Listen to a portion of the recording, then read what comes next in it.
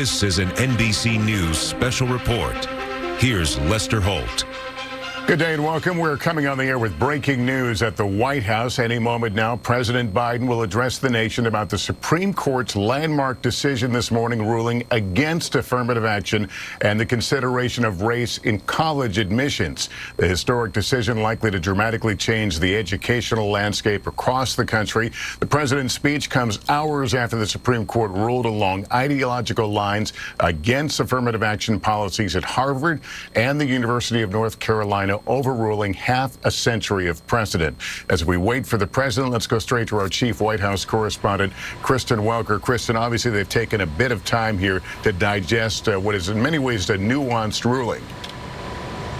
Lester, that's right. This is a very nuanced, complicated ruling, and I am told that President Biden has been reviewing it with his staff throughout the morning. He convened a meeting with his senior staff so that he could make sure his response and his reaction to this ruling, which has in fact been viewed as a blow to affirmative action, although not necessarily overturning past precedent. One administration official familiar with the thinking inside the White House telling me into the run-up of today, quote, President Biden supports making an education beyond high school accessible to all Americans. As the Biden-Harris administration has reiterated in its brief in support of the universities, the federal government has an interest in ensuring that our colleges and universities are diverse. Here's the Kristen, president. here is the president. 45 years, the United States Supreme Court has recognized the college's freedom to decide how to build diverse student bodies and to meet their responsibility of opening doors of opportunity for every single American. In case after case, including recently, just as a few years ago in 2016, the court has affirmed and reaffirmed this view that colleges could use race not as a determinative factor for admission, but as one of the factors among many in deciding who to admit from a already qualified pool of applicants. Today, the court once again walked away from decades of precedent and as the dissent has made clear. The dissent states in today's decision, quote, rolls back decades of precedent and momentous progress, end of quote. I agree with that statement from the dissent. The court has effectively ended affirmative action in college admissions, and I strongly disagree with the court's decision. Because affirmative action is so misunderstood, I want to be clear, make sure everybody's clear about what the law has been and what it has not been until today. Many people wrongly believe that affirmative action allows unqualified students to be admitted ahead of qualified students. This is not how college admissions work. Rather, colleges set out standards for admission, and every student has to meet those standards. Then and only then, after first meeting the qualifications required by the school, do colleges look at other factors in addition to their grades, such as race. The way it works in practice is this. Colleges first establish a qualified pool of candidates based on meeting certain grade, test scores, and other criteria. Then and only then,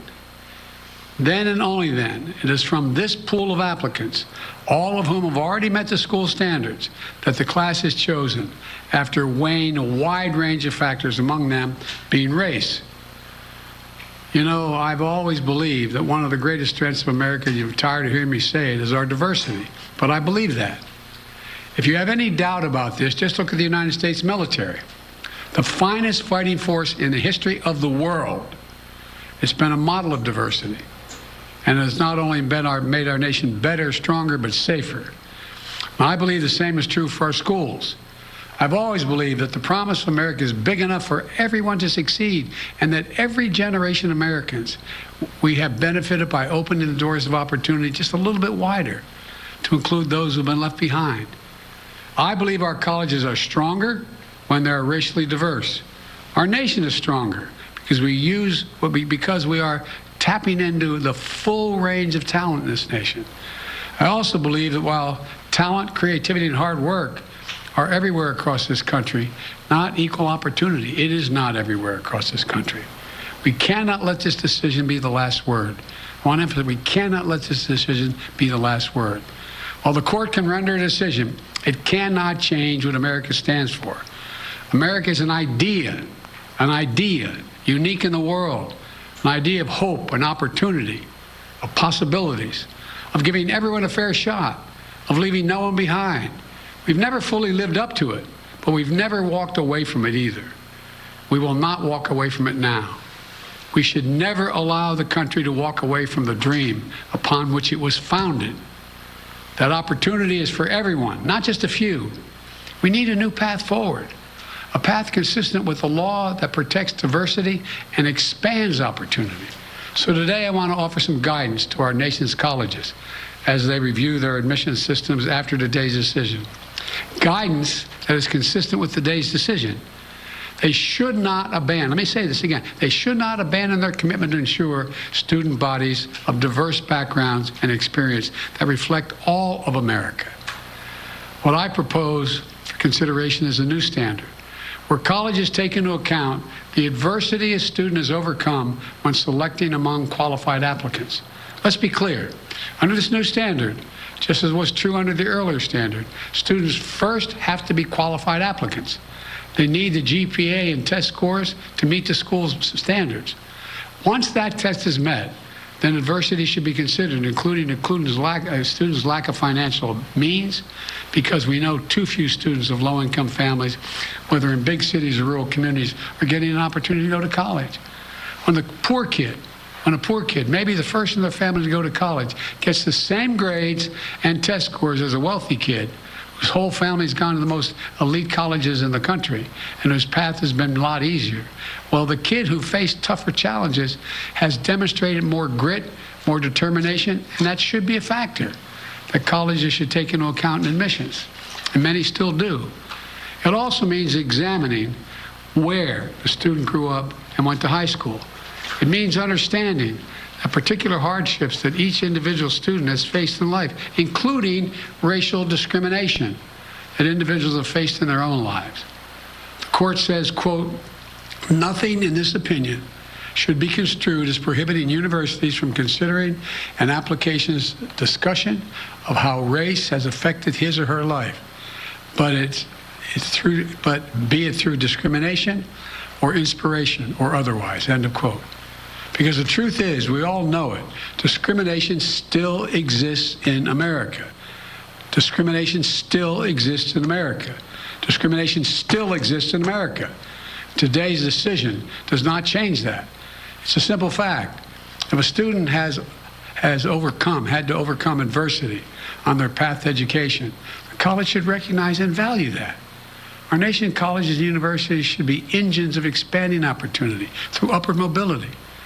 But today, too often, that's not the case. The statistics, one statistic, students from the top 1% of family incomes in America are 77 times more likely to get into elite college than one from the bottom 20% of family incomes. 77% greater opportunity. Today, for too many schools, the only people who benefit from the system are the wealthy and the well-connected. The odds have been stacked against working people for much too long. We need a higher education system that works for everyone, from Appalachia to Atlanta and to far beyond. We can and must do better, and we will. Today, I'm directing the Department of Education to analyze what practices help build a more inclusive and diverse student bodies and what practices hold that back. Practice like legacy admissions and other systems expand privilege instead of opportunity. Colleges and universities should continue their commitment to support, retain, and graduate diverse students and classes. You know, and companies who are already realizing the value of diversity should not use this decision as an excuse to turn away from diversity either. We can't go backwards. You know, I know today's court decision is a severe disappointment to so many people, including me. But we cannot let the decision be a permanent setback for the country. We need to keep an open door of opportunities. We need to remember that diversity is our strength. We have to find a way forward. We need to remember that the promise of America is big enough for everyone to succeed. You know, that's the work of my administration, and I'm always going to fight for that. And I want to thank you all. And I know you've been told I have a helicopter out there waiting to go up to do an interview in New York. I'll be talking more about this, a live interview. But thank you very much, and we're going to have plenty of time to talk about this. But we're not going to let this break us. Thank you. President Biden, the Congressional Black Caucus said the Supreme Court has thrown into question its own legitimacy. Is this a rogue court? This is not a normal court. Should there be term limits for the justices, sir? Okay, thank you, Cole. President Biden taking no further questions after that about 10-minute long statement expressing his disappointment at the Supreme Court decision striking down race-based admissions at colleges, specifically involving cases at the University of North Carolina and Harvard. The president saying that it's important that colleges are able to take into account the adversity experienced by students. He said discrimination still exists in America and has charged the Department of Education to study this ruling a bit more. Also offering a bit of a roadmap to other schools as they reconsider their admissions policies. The president offering some advice on that in his remarks a moment ago. Let's bring back our chief White House correspondent, Kristen Welker. Kristen, this seems to be a decision in which the court gave some room for the president and others to find ways to try to achieve diversity at colleges. Lester, absolutely. And you heard the president there stress the fact that the ruling does not rule out ways to make campuses and universities more diverse. But he is arguing that this is a step backwards, that it makes it more complicated. There was a bit of news there at the end when he was asked if this is a, quote, rogue court. He said, quote, this is not a normal court. One of the key things that stood out to me here, Lester, in terms of what we heard, goes back to something that you said. He has directed the Department of Education to analyze this and to try to find ways forward to foster diversity within universities. Students who have experienced adversity, students who live in different parts of the country, and yes, students who come from different racial and ethnic backgrounds. Why is this significant? This echoes, I think, a lot of what we heard from the president on the day that Roe v. Wade was overturned.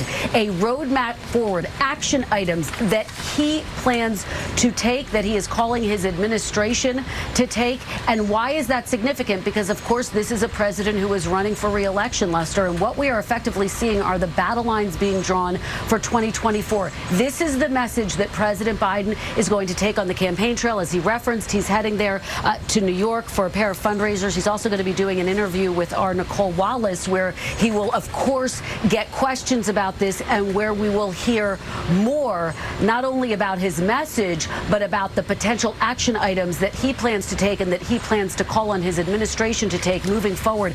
But again, Lester, I can't stress this enough. This is now a political issue front and center in the presidential election, Lester. All right, Kristen, we'll ask you to stand by. Let me bring in our senior Washington correspondent, Hallie Jackson. Hallie, at the root of this really is how one views the need for affirmative action. The president making clear that there is still obviously a compelling need for diversity in colleges and to address racism in America. Looking at some of the comments of some of the Republican candidates for president, they seem to differ and suggest that we've moved on past the factors that resulted in affirmative action. Give us your thoughts.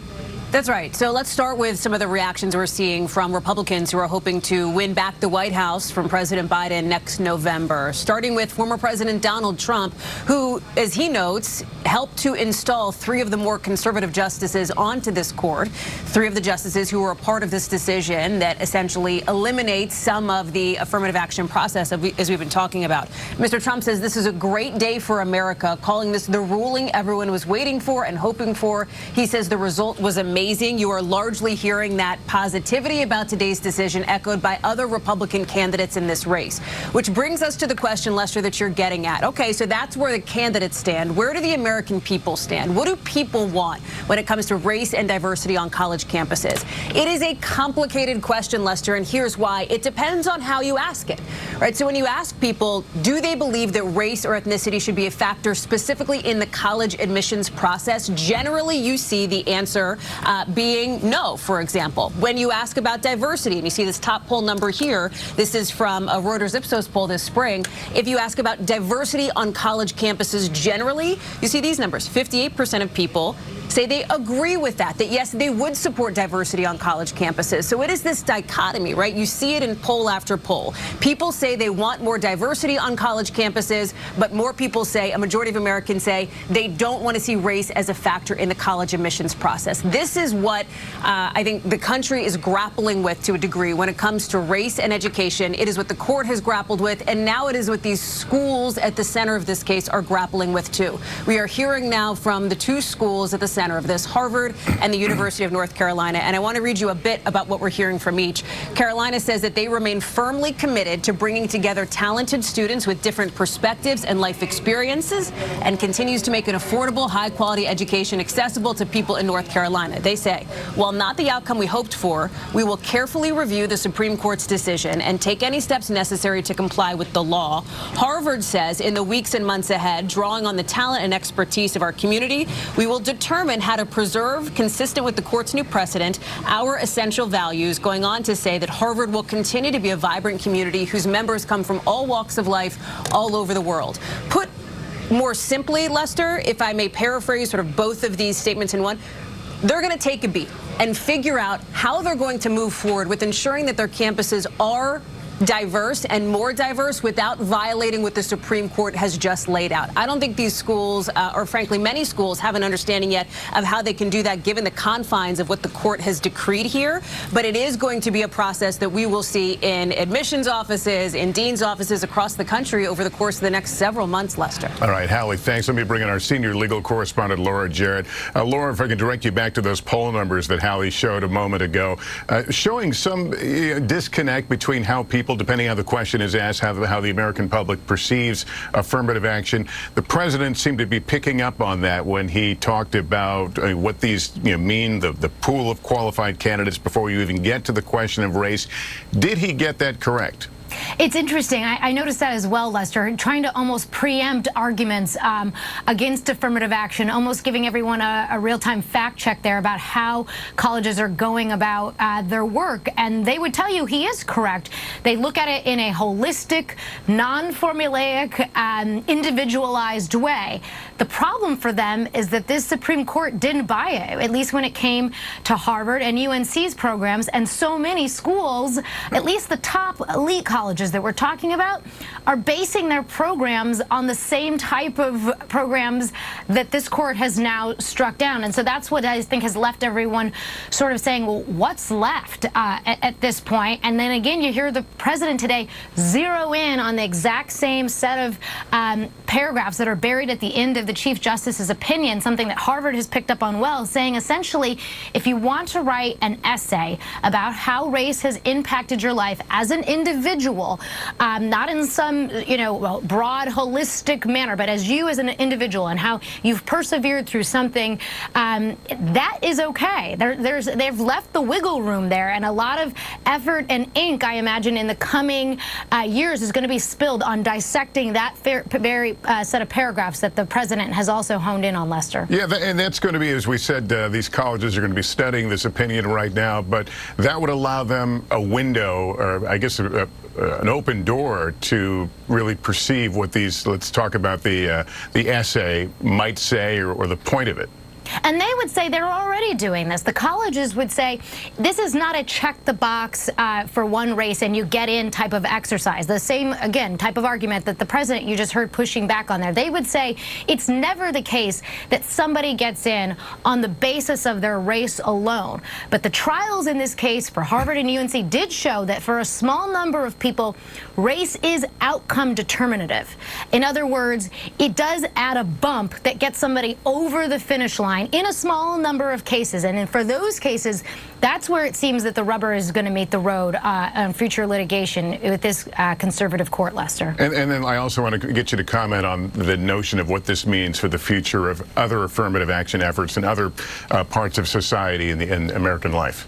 Well, that's an interesting one. You know, they have a carve-out here for the military, the court specifically saying we're not addressing that. There are a unique set of circumstances when it comes to the military that wasn't presented here on the record they have before them for this college and university, so we're not touching that. But you can imagine that's one of the issues that's going to come up next.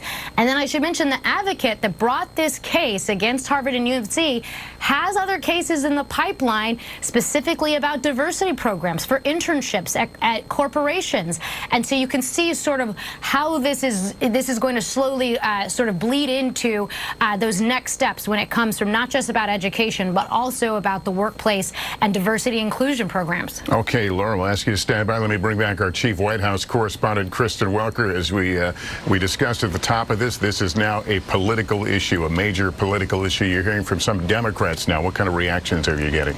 Including from former President Obama, Lester, who had lunch with President Biden earlier this week. Let me read you what he says. He says, quote, like any policy, affirmative action wasn't perfect, but it allowed generations of students like Michelle and me to prove we belonged. Now it's up to all of us to give young people the opportunities they deserve and help students everywhere benefit from new perspectives. This was Senate Majority Leader Chuck Schumer. Lester, let me read you a little bit of his statement. He says, quote, the Supreme Court ruling has put a giant roadblock in our country's march toward racial justice. Senator Cory Booker, the Supreme Court's decision to strike down affirmative action is a devastating blow to our education system across the country. So that is the type of language that you are hearing from Democrats as they take a beat and try to determine exactly what this is going to look like, I think, from a practical standpoint, but also from a political standpoint. And again, I go back to Roe v. Wade being overturned. That was obviously a critical issue in the midterm elections, widely credited with mobilizing Democratic voters.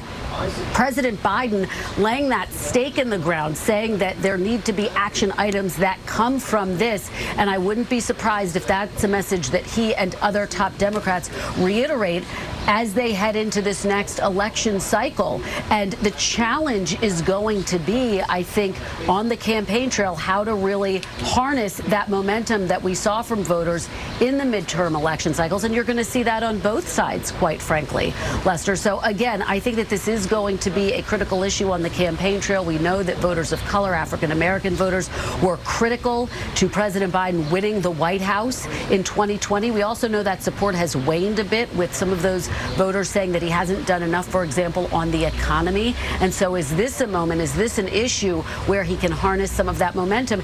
And broadly speaking, we have heard from the vice president, from other top administration officials, some really strong language when it comes to the Supreme Court.